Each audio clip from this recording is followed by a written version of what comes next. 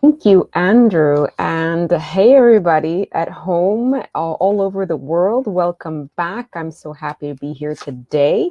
We have a really exciting panel. And as I promised, we're going to talk about a super appetizing subject, food and technology. So that should be great. I wanted to give a little bit of background to put this in perspective. Despite its central importance to our lives, the UN estimates that about 14% of the world food goes to waste due to inefficiencies between harvest and retail, and even more is lost at the point of sale and consumption, almost a third of it. So today we have two fabulous panelists, Dr. Eleni from Blue Moon. It's an incubator. Dr. Eleni Gabrimadin, welcome. And we also have Kane from Twiga Foods.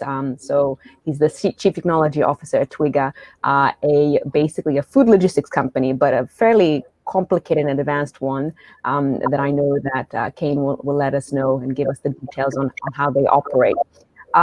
So with that background in mind, against the backdrop of the fact that so much food goes to waste in the world.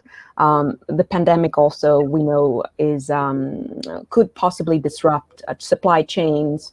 And so we're looking at an interesting situation in the world in terms of food. The UN has warned that millions of people are at risk for hunger and also poverty. So with that note, I'm going to invite my panelists to say a little bit about themselves, their company, and also tell me your favorite fruit. Eleni, you go first. Okay, thank you. And thank you so much for having me at the Tech Summit. This is exciting to be doing this and talking about food, especially now post-COVID. I think there's one thing that really we've seen is just how important addressing food security is and building resilience in food systems. And also what I think COVID has shown us is the power of innovation among young people in Africa. And that's what Blue Moon is all about. So we were founded 3 years ago, 2017, with the idea of finding that sweet spot between young people, youth, innovation and agriculture. And when we talk about agriculture, we're really looking at it broadly writ, the whole chain, so to speak. So not only cropping, but also livestock, dairy, fishery, agroforestry, honey, etc., but also looking at inputs into agriculture, fertilizer and other inputs, but also what we do with the waste from agriculture, how we put waste into waste tech, clean tech, and then also implications for health and nutrition. So we've had some health tech and nutrition kind of startup ideas. But what we really at the core are interested in is, digital enabled,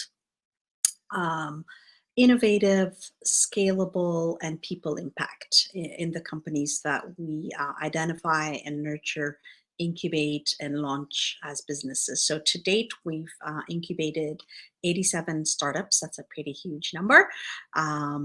They've raised in terms of seed money over $1 million, and have basically gone on to start operations and employ people and so on. So we're pretty excited by the traction that we're getting in Ethiopia, which is not the easiest place to launch a startup, but it's getting better and better. But yeah, I'll stop there. Exciting. A little bit later on, I'm going to ask you what the criteria is for joining your incubator. If there's any young entrepreneurs out there and just who are really excited about this prospect. So hold that thought. Okay, we're going to go to Kane. Kane, tell us a little bit about Twiga and yourself. Yeah, so thanks, Neander. So Twiga is essentially a B2B business that distributes fresh fruits, produce, essentially anything a shop would need. And our goal really is to bring efficiency into the supply chain. So we started out about 5.5 years ago, working with banana farmers, helping them get their produce to market in an efficient way. Did that for about 2 years, then expanded to other products. And then from there, we then scaled to any type of product a shop may need. So essentially, we're a B2B logistics company, but we use technology to really help the business be efficient from all facets, end to end. So really, our mission is quality food at the lowest price, and that's what we've been trying to do and continue to do as a business. And I'm glad to be with the fellow panelists. For those who don't know Twiga, could you give us a sense of your size and your clients? We've talked about this. This is not just big hotels and institutional clients. Who are your clients? Yeah, so our clients vary, and the way to contextualize this is, I think, when you look at how food is sold in Africa specifically, a lot of it is done through informal trade. Only 30%, at least in Kenya, is done through modern trade. So we serve the informal trade, and when you look at specific subsectors like fresh produce, over 90% of food is sold through your roadside stall, your kiosk, your small shop. So that's really who we target. They've historically had the biggest challenge in getting quality food at an efficient price, and so that's the market we've been targeting to date. Right now, we serve, I think, about 7,000 of them on any given day. So yeah, good progress to date. Excellent.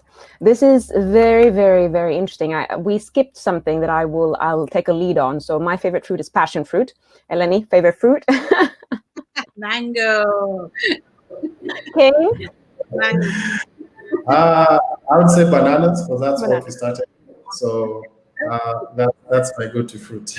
I love it. All of that. Mango is delicious. It's wonderful. It's also as a good moisturizer. Yeah. Now, what I wanted to know, money is the central aspect of a lot of these conversations. For an incubator, you are, I know that you basically hold your entrepreneurs' hands. You mentor them. You give them all kinds of training. You give them access to things, including investors. Tell us a little bit about the successes or the challenges that you found trying to facilitate investment into the companies that you've helped incubate, and also your general view of your understanding of how investors look at the food sector. Eleni. Excellent question, and definitely one of our key challenges. Obviously, when we talk about entrepreneurship, everybody always says, "Oh, I need money, I need access to finance," and of course, and you've already said it, that isn't actually usually the critical, stumbling block or hurdle. It's really actually getting, the right mentoring and getting customers interested in your product, and that's the best way to attract money. However, that said, because we are in that innovation space, I mean, to give you an example, we have somebody who's doing, working with fitting sensors into beehives for smart beekeeping, so that the beekeeper would be alerted when there's, the heat temperature goes up in the beehive, and they have 100 beehives, they don't know where the problem is. So this is a smart and using very precise sort of artificial intelligence tools and everything. We've got all sorts of innovations that when a traditional investor, the bricks and mortar type of investor in Africa that we know, people that are investing in real estate or things like that, look at a business like that, they're like, this is too risky. Banks don't want to get near this. So where we are is really needing to have venture capital, high risk capital, let's say. And right now in Ethiopia, the VC presence is minimal. There's not even any acknowledgement of venture capital in the financial sort of regulatory structure. So these are things that we've been lobbying on getting changed.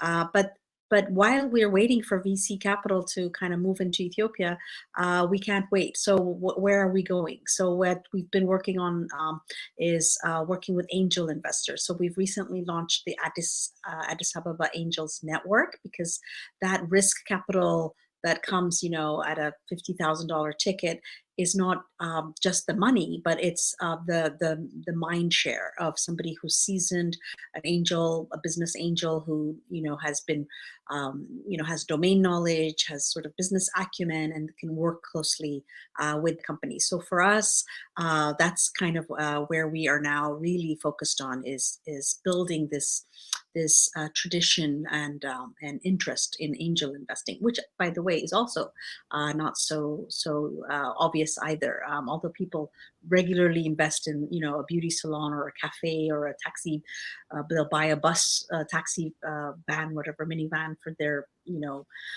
younger brother or something like that. But to invest in a sort of a high tech environment, again, is not something that is very usual. So working with people who are interested in that space, and it's been pretty exciting. We're starting to see traction. When the recent sale of Paystack happened, I immediately tweeted saying, "This is amazing. This is major, because this signals that we can actually go places with tech startups in Africa." Twiga is another one of my favorite examples, Kane, because again, it shows that scaling and getting investment interest is possible when you have the right model, the right everything else being in play. So I think right now we are working on this angel investment side, and the other thing is to build a fund. So what we're now looking at is developing a sidecar fund for Blue Moon, and really engaging both private and public sector partners, limited partners. I wanted to ask, overall, do you feel like investors think food is a hot topic? Are they putting their money where their plate is? I think the fact that agri and food security, nutrition, I mean, these are things that I think people will invest in. And I don't, to me, the sell has not been, invest in agriculture because it's important. It's really invest in innovative startups that are going to do high risk things, but those high risk things will also have a high impact potential. And so to make that case is really what's been hard. Important. I wanted to add there a note on the bees, just so that no one misses it. So bees are critically important, as I understand, actually, to pollination and to the ecosystem, which is why that solution that you were talking about is so important. So take that, beehive.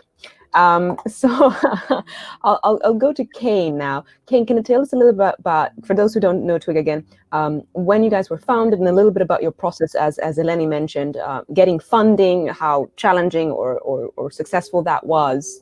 Tell us a little bit about what happened there. Sure, thanks. So I joined the company about 1 year ago, when it had been in operations for about 12 or so months. And at that point, the good thing is the business model, or the reason for Twiga to continue to exist, had been kind of figured out. And the issue is really simple, because when you look at the amount of losses between farmers and vendors, and Twiga was really essentially coming in to optimize that value chain, make it more efficient, minimize the losses. Through that process, you could actually do a couple of things in addition to kind of validating the business model. Farmers could get a higher price, which means you'll always preference as far as farmers are concerned. On the other end, you have vendors who are getting good quality food. So that was a net positive for them. And then within the value chain, in the process of moving goods from A to B, you've essentially minimized the losses, because you see losses as high as 40%. Right now, that's in the single digits. So the journey really to getting interest from people to come and essentially put in the funding for equity was really because Twiga was really optimizing and building out this value chain that was not only applying to bananas, as there was the case then, but could easily be replicated to other value chains, other verticals. So fundraising is never easy. Let no one say it's a walk in the park. But provided you can prove what you're trying to do, provided it's very clear that there's a business goal and it's sustainable, then I think it's something that any business, especially in food, given, as Eleni has mentioned, it's a necessity. I mean, when you think of food, transport, shelter, these are things that humans will always gravitate to and want to be addressed for them one way or another. So yeah, I would say it's really the fact that we're able to show early enough that building an efficient value chain makes social and economic sense. Interesting. Makes sense there. I wanted to then dive into one of the main topics we're here for, which is technology and the deployment of technology. I'm super excited to hear what's going on. Eleni, you already talked a little about the Beehive technology company, which is super cool. So, but I wanted to preface it with the fact that as we're talking against the backdrop of of food waste, as we mentioned before, the United Nations has the development goal number 12, I believe, which is all about trying to reduce food waste by 2030. So then, Dr. Eleni, let us know, how are your different startups, some of the most exciting startups in your incubator, using technology to basically help attain this UN development goal of reducing food waste, and then also in other ways? Yeah, well, so about 2 years ago, 1 year into Blue Moon, we kind of came up with a strategy around tech and just broadly digital agriculture, you could say, which is that basically we wanted to make sure that every company that came in was able to use technology in some way or another. So we weren't interested in just getting a company that wanted to produce honey and help, get us to help them market it better or something like that. So we built and got funding to put up a state of the art, in fact, the only state of the art agri-tech innovation lab in Africa called Blue Lab. And so Blue Lab has 4 pillars, you could say 5 really, but the 4 are blockchain, IoT, Internet of Things, so robotics, sensors, etc., and then 3D printing, digifabrication, and electronic or mobile commerce. And so the idea was that somebody comes in with any kind of innovative business idea. It's not necessarily that it's a tech-enabled business, but we can add value to it and add a layer of scalability and also differentiation by adding a tech layer. So just to give you an example, we had a company that in our first batch actually that wanted to do urban food waste, or let's say organic matter from urban um, garbage dumps, whatever, turning that into natural fertilizer. They didn't want to call it organic because of regulatory issues. So natural fertilizer tailored to different types of cropping. So we thought that was a great idea, but we thought, what if, now here comes the Blue Lab support that we would give them. What if we were able to also embed sensors into the bags of fertilizer, so that when the farmer plants with the fertilizer, they're also embedding a sensor sort of seamlessly into their land, and that sensor would pick up attributes of the soil that we would then be able to use that data to build a database around different soil, kind of a soil mapping, if you will, that would then enable not only the company itself to better tailor their fertilizer product to different types of soil as they're building up this database, but also enable other farmer-facing businesses to also use that data. So that was an example of, these are they were actually mechanical engineers. They were interested in, the churning of the compost and turning that into a fertilizer product. And so they didn't come in saying, hey, we want to do something digital, but we were able to add that value. And I could give you many other examples, sensors that we're working on with a coffee bean drying machine, for example, that we have. We also have, a company very similar to Twiga in Ethiopia called Gabeanet, which actually won the Slush Global Impact Accelerator in Finland also in 2017 from our first batch. And they, their idea was very much to build, the whole chain in some ways similar to Twiga, but where we kind of got stuck is that Ethiopia's mobile commerce environment is nowhere near where we are in Kenya. So then we started to have to go back and say, okay, let's now work on the API interface. Let's go talk to the National Bank. Let's, sort this out at a completely, sort of basic level. So there's a lot of things that this lab has been working on. And then we were able to actually pivot the lab last April to start 3D printing face shields for the COVID response. So that was something that also kind of was helpful, that we basically had the technology. So the lab is, so if you will, the lab are the sort of the geeks who just love tinkering with technology. They're not necessarily entrepreneurs. So what we do is we run sort of calls for the geeks to come and join the lab, and then we match the geeks with the entrepreneurs. So the entrepreneurs are trying to solve a problem, and they may not necessarily have their hands on sort of the latest cutting edge technology, but they want to solve the problem the best they can. So that's the marriage that we kind of arrange, if you will, with the Blue Lab supporting the Blue Moon startups. And that's been a really exciting thing to see some of the things coming out of that. And I could give you a few more examples, but I have to remember as we. No, that's actually already that's really interesting and really exciting. First of all, to know what your trash is, know what it's doing in the soil, and know, and basically to be able to make fertilizer, which is super important, which is also, I think, a very costly input into agriculture. And so if you can, convert, as we were speaking, urban waste. That's a way to get costs down. That's actually very interesting, and it looks like to me that you basically you add a layer of tech to your point, whatever you find. Like, oh, great idea, let's techify this. So you're like the lab in the you're like the lab in the Bond movies. I forget what that lab is called now, but James Bond goes there to get his tech set up. So that's what that is. Kane, tell me a little bit about Twiga, because I know that I'm thinking when you said that you service 7,000 clients all over the place, many of them probably in informal markets. How are you getting food to them? How are you using technology to enable that? Yeah, thanks. So technology drives a lot of the day-to-day decisions at Twiga, delivery being one of them. So you can imagine informal trade has no addressing system, but we need to figure out how do you get 7,000 drops done. And because it's food that needs to be sold, it needs to be done as quickly and as early as possible.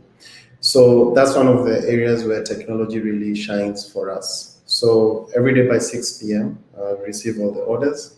These are then fed into our system that does all the planning and the routing of vehicles. And then when the delivery team arrives at the depot in the morning to then take the produce and do deliveries, it's already been pre-arranged and scheduled for them in which order the delivery should be done. So this is all done through a process where we have to go and physically map each and every vendor, understand their geolocation, take a photo of the shop to help us understand how the shop looks as a secondary identifier. And then on the back of all that, you then have a process by which, as the orders come in, any 7,000 can place an order. So we need to kind of take all that, look at it in aggregate, and then do the routing plan for the teams the next day. So that's one area where we use technology heavily. The other one is we try to be as cashless as possible. And I know in the whole, during the whole COVID period, there's been a big push to go digital or cashless, as it may be. But this is something that was really core to our strategy from the beginning, because trying to collect 7,000 payments via cash would have been a tall order, COVID-19 or no COVID-19. So we really worked hard on ensuring that as much of our payments are digitized. So even on the farming side, for example, when we get supplies from farmers, we pay them through the digital money. We send money either to their wallet or to their bank account. We actually don't handle cash when paying suppliers, specifically farmers who have come from a historical background where they always had to meet a broker, get paid in cash, and it was always a touch-heavy transaction, so to speak. Through our value chain, we try to get as much real-time visibility as we can. We deal with perishables and time-sensitive goods. So the earlier we know how much are we selling, how much are we buying, where is it in the value chain, how many orders do we have to fulfill the next day. So a lot of our decisions are driven and made in real time. And this is really enabled by the technology and systems we've built over the past couple of years. And I think looking forward, there are some exciting opportunities coming up, especially around IoT. So we've just finished a pilot where we did equip a farm with various sensors, which are all IoT enabled. And the idea there was, can we get weather data in real time? Can we get soil conditions in real time? And then that was successful from a technology point of view. So we're now trying to see how we can expand that to some of the other farmers and suppliers that we work with. So, I mean, I could go on and on giving examples, but I think those two suffice in terms of just showing how we are currently using technology in our food value chain. I find it interesting. So, overall, are you able to tell how much, say, a particular farmer gives you over, say, a course of a year, how much the yield is? You're able to drill down to quite a lot of granularity. Or are you also able to track in any given time, where a parcel of food has come from? And are you and when you speak about technology in that sense, are you using blockchain? What specifically are you using to track? Yeah, sure. So to answer your first question, yes, we do have quite a lot of data. And the thing with data is sometimes it's a bit of a paradox in the sense of what do you analyze? You want to show you're analyzing the right things, what gives you as a business the most value. So the examples you have highlighted are some of the things we can do, and we are doing some of them. And as we continue to collect more information, especially around ordering patterns, buying patterns. We recently expanded to a second seat in Kenya, so we're now able even to do a comparative analysis of what are the ordering patterns in Nairobi vis-a-vis Kisumu, which is the second city we launched in. Are there any differences we need to make to our operations? The great thing is all this is data-driven. It's not just done on a hunch or on a whim, but we can actually look at all the data and information you have and say, let's make an informed decision. So really data drives a lot of the day-to-day decision making, and that's something that we're really proud and grateful of as a company. As to whether we use blockchain, not at the moment. Reason being, for us, given we manage and essentially generate all the information we need, we're able to do that through alternative means. Blockchain at the end of the day is just a way to store and manage information. Now, if we get to a point where maybe we're looking at exporting, or there may be a regulatory change that one needs to verify and validate information in a specific way, then the opportunity to look at blockchain as a tool and mechanism to do that, I think would suffice. For now, I've not gone down that path. We've really focused on just making sure we get good data and high quality data, and then blockchain can be a potential future consideration for us as a business. Thank you for that. That's very interesting, and I think I wanted to ask an overall question. Step back and ask, what is the future of food technology on the continent, and against the backdrop of what we've talked about, food security, food safety. For example, if there were no imports, would the continent be able to sustain itself? And is technology a major key to how that can be enabled? What do you say, Dr. Lenny? Yes, absolutely. I think that agri-tech right now is, I've been quoted saying it's the new fintech, and that's a big statement to make. But I do believe that we are going to see some major innovations coming out of Africa in agri-tech. There are so many ways that we can really move the needle in improving not just production itself, but logistics and marketing, data uses, and then the waste out of agriculture. And there are so many different technologies coming out. And actually, even in Silicon Valley, agri-tech is kind of becoming the new thing in venture capital investment. One thing I wanted to mention on blockchain that, as Kim was speaking, I wanted to mention one of the companies that we're incubating is using blockchain in a really cool way, which is to raise investment by urban dwellers to basically invest in a farm. So I sit in Addis Ababa. I would love to have a farm. There's no way that I'm going to go, and live and be a farmer, but I'd love to be part of a farm. So this blockchain app or this technology that one of our teams is developing is basically enabling a smart contract between this urban investor who now can track everything that happens. When is the fertilizer applied? When is the weeding being done? When did the planting get done? Now they're going to market, all that whole thing, and to build sort of a transparency in the entire operation of farming until they get the return. So that's kind of a cool company. It's called Farmily. And it's basically the idea: we are family. We are all going to farm together. So that's using blockchain in a cool, and innovative way. And there's just so many other things that I was looking at a list of just all the things that we've been working on.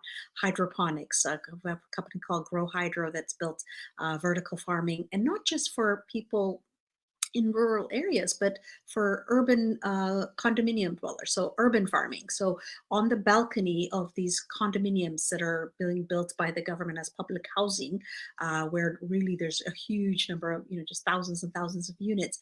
If you can just take a 2 meters by 1 meter space and have a vertical farm grow your vegetables on your balcony, and so that's one of the companies we're working on. I already mentioned, IoT applied to beekeeping.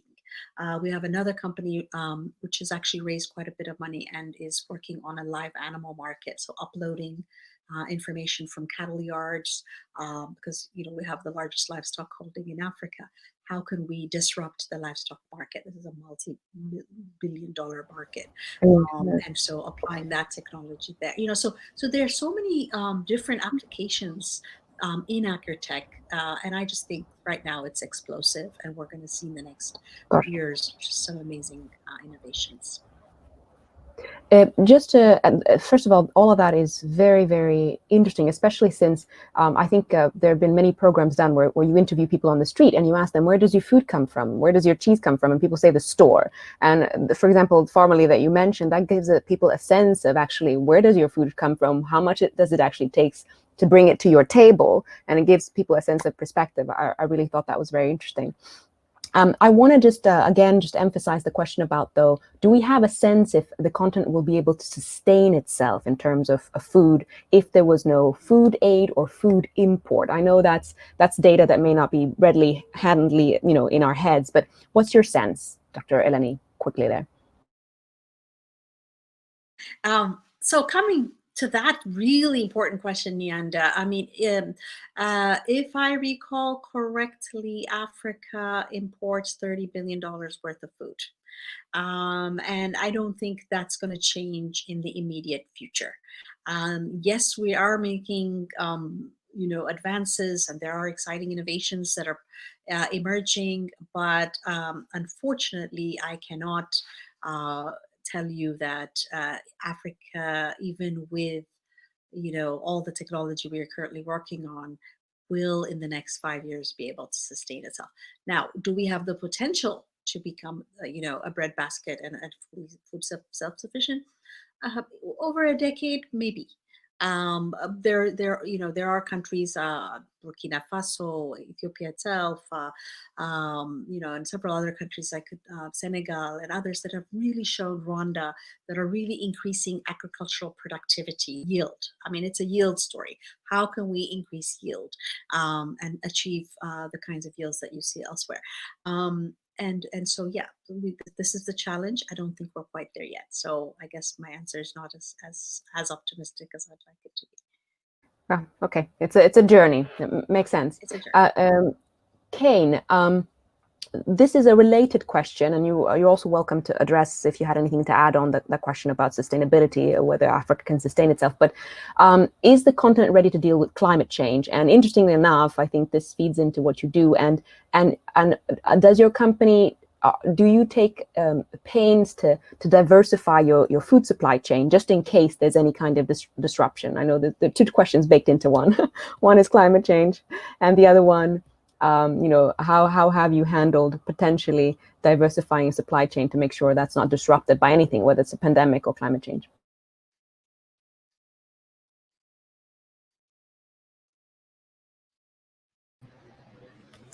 Sure. So actually, I think the climate change question is tied to the question of sustainability, because I think the drive for us to be sustainable in terms of self-sufficiency as far as food is concerned is intertwined with what climatic changes are happening across the world. And I think just to add to Eleni's point, I mean, many studies have shown 60% of the world's arable land or thereabouts is in Africa. As a human population, we produce enough food to feed 10 billion people a day. The reason we can't is because of inefficiencies, things like yield, as has been alluded to. We focus a lot on the supply chain and what we call post-harvest loss, because 40%, at least in sub-Saharan Africa, is lost between farm and vendor. And that's for the good products. Some lose 70, 80%. So I think, yes, and it doesn't take too much. It's not an overnight solution. I think it'll take a few years, but I think the journey has started, and the interest shown in especially agtech, in the agtech sector, is part of the journey to us being self-sustainable. How this plays into climate change is, just looking at trends, I think the predictions are the next 100 years will see a 2-degree increase in average world temperature. So the challenge here for us is, can we ensure that we continue to get better yields, be more sustainable, be more efficient? It's not the fact that it won't happen, it will happen, and it is happening, but it's how well prepared are we for it. And if we address that early enough and make the necessary and correct interventions, then we should be in a good place. For us, it's something we're very close to. Food is time sensitive. It's something we have to deal with day in, day out. So even seasonality affects us. So climate change is something we just see as a natural extension of that, and making sure that we can always deliver good quality fresh food to those that we serve on a daily basis.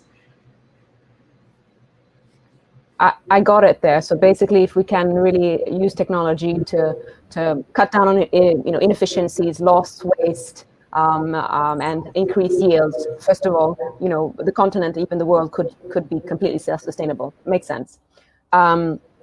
I wanted to wrap up a little bit, because we're nearing the end of this exciting conversation about food. If you had a policy Christmas list, or even also a commercial Christmas list of the things that would enable you to grow and enable also the agri-tech sector to grow, what would that be? Dr. Eleni, what's your take on that? I would say the most important thing we need to do is allow innovation to flourish. There is so much talent in Africa. Not only do we have 60% of the world's arable land remaining, we also have the fastest growing, educated, tech-savvy workforce, and that is below the age of 29. So my wish list would be very simple. Create a regulatory sandbox. Allow technology innovations to flourish without the burden of the excessive amount of red tape that it takes to start a company, close a company, promote a company in Africa. And I know this in Ethiopia, this is for me the paramount issue. If we could just let 1,000 flowers bloom, as they say, we would see big things happening in agriculture and in ag tech. Kane, what's your take? What's your wish list? Exactly the same. Support for innovation, specifically research and development. I think historically, governments and policymakers have looked at agriculture as a tax source. And the reason that has been the case is because agriculture has been one of the main revenue earners for most countries for the past few decades. So if governments can be more proactive and kind of think around, how do we spur innovation, how do we spur research and development to happen on the continent, and give the appropriate incentives and potentially tax breaks, I think then I would say that will really get us a long way to meeting our goals on food sustainability. Makes sense, and makes sense to create the regulatory environment for growth in the industry. I wanted to add one more thing that we didn't bring up, which I love. Eleni, could you share with us what your title is again at Blue Moon? Oh. I am Chief Happiness Officer at Blue Moon. I love that. How did you come up with that? There. Well, I got tired of thinking of a head of an organization as a CEO. I've been there, done that, but it's really about is it about executing things? Is it about managing? Or is it really about creating happiness at a fundamental level, making your investors happy, your employees happy, your partners happy? if we do that, we've done what we're supposed to be doing on this earth. Excellent. Eleni, Dr. Eleni Kane, thank you so much. I love that wrap up. It's about food, putting food on the table, and that makes me happy, and that should make everyone happy. I'd like also to let the audience know that we have a wonderful Pitch Live session coming up next. And so I'm going to hand over to Gabby Mulligan, who will be speaking to the Nigerian online dating platform Vibe. So stay tuned for that. Thank you once again. I've learned a lot about agritech. Thanks. Bye-bye. Great. Thank you. Thank you. Bye.